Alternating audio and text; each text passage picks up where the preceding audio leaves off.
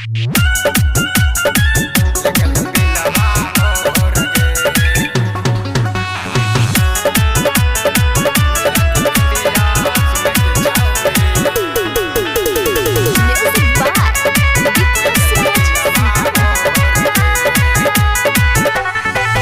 गोरे गलिया पे ओटवा के लाली शोभो कनमा में बाली गे।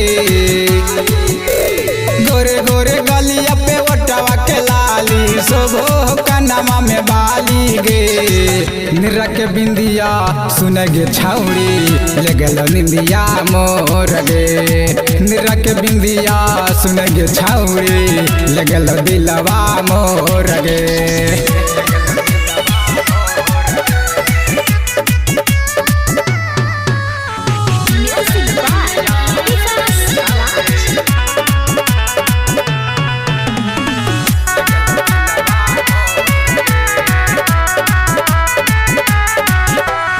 अखिया के गजरा मिलबो हो नजरा केसिया के गजरा मारो हिलकोर गे।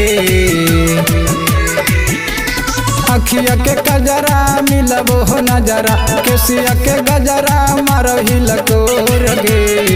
तो जवानी के भरल गे छौड़ी रसवा पोरे पोर गे।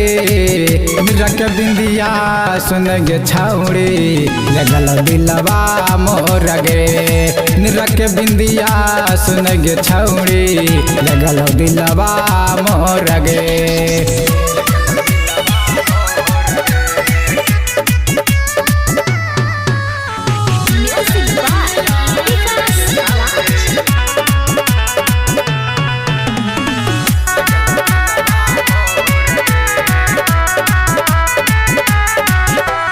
जखन गे परतौ मांग में से नुरवा करम ही सोलह सिंगार गे।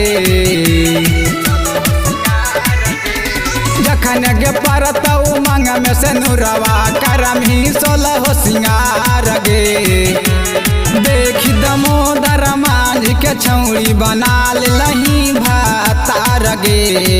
निरा के बिंदिया सुन गे छौड़ी लगल दिलवा मोर गे। निरा के बिंदिया सुन गे छौड़ी लगल दिलवा मोर गे।